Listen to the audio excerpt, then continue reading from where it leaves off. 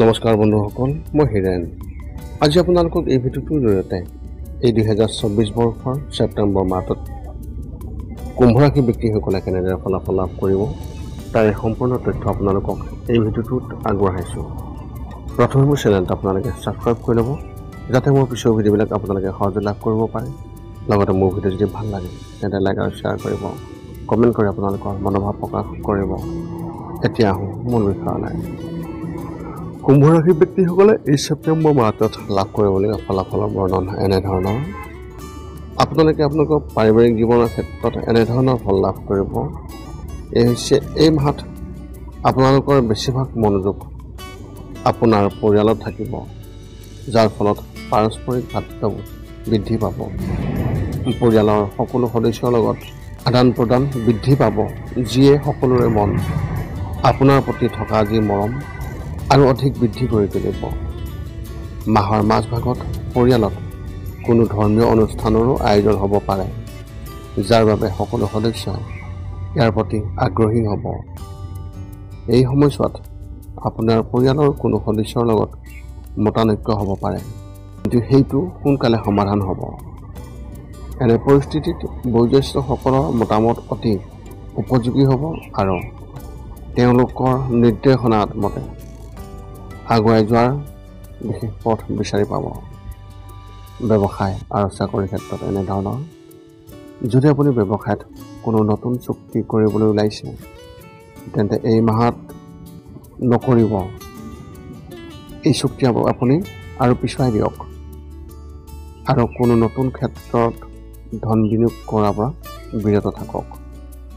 এই মাহটো আপোনাৰ বাবে ইমান শুভ নহয়। যিকোনো নতুন চুক্তি আপোনাৰ বাবে ক্ষতিকাৰক বুলি প্ৰমাণিত হ'ব।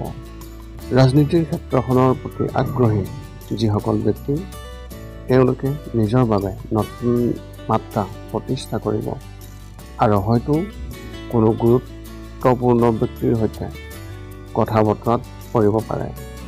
ব্যক্তিগত খণ্ডত কাম কৰা ব্যক্তিসকলে তেওঁলোকৰ সহকৰ্মীৰ পৰা সম্পূৰ্ণ সমৰ্থন লাভ কৰিব, যিয়ে তেওঁলোকক কাম কৰাত সহায় কৰিব। চৰকাৰী বিষয়াসকলৰ ঊৰ্ধ্বতৰ বিষয়াৰ সৈতে পাৰস্পৰিক ক্ৰিয়াকলাপ বৃদ্ধি পাব। শিক্ষা আৰু কেৰিয়াৰ ক্ষেত্ৰত এনেধৰণৰ।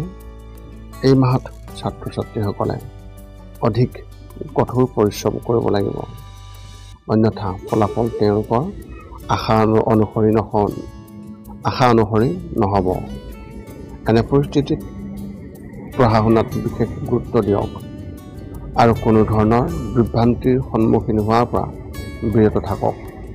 কলেজত পঢ়া ছাত্ৰ ছাত্ৰীসকলে হয়তো ক'ৰবাৰ পৰা আকৰ্ষণীয় অফাৰ পাব পাৰে, কিন্তু এই মাহত আপুনি কেৱল পঢ়া শুনাত মনোনিৱেশ কৰি মনটোক নিয়ন্ত্ৰণত ৰাখিব লাগিব।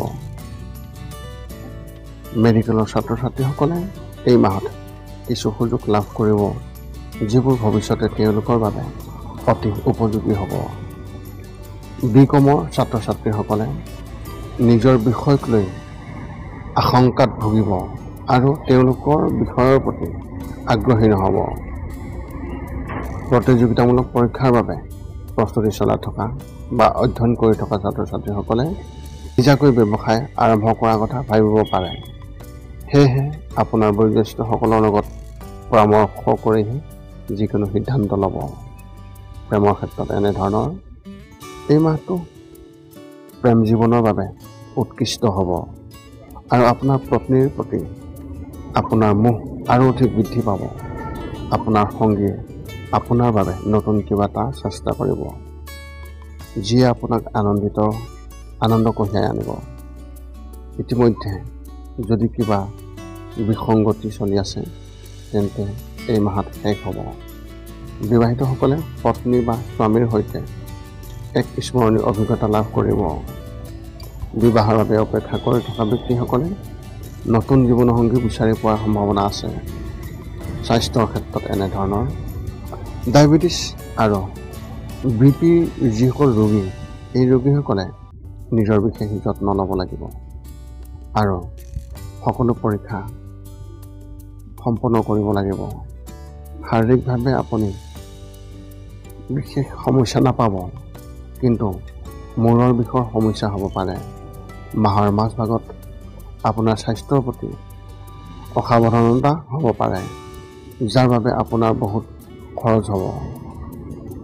মাহৰ শেষত আপুনি কিছু মানসিক চাপৰ বলি হ'ব পাৰে, যাৰ ফলত আপোনাৰ স্বভাৱ খিংখিঙীয়া হৈ পৰিব। ইয়াৰ কাৰণে মনত অস্থিৰতাৰ অনুভূতি আহিব। আপোনাৰ এই মাহত শুভ সংখ্যা হিচাপে 3 আৰু শুভ ৰং হিচাপে আপুনি এই মাহত গোলাপী ৰং ব্যৱহাৰ কৰিব পাৰে। এই আছিল ছেপ্টেম্বৰ মাহত কুম্ভ ৰাশিৰ ব্যক্তিসকলে লাভ কৰিবলগীয়া ফলাফলৰ বৰ্ণন। পুনৰ লগ পাম অন্য এটা ভিডিঅ'ত। আজিলৈ ধন্যবাদ।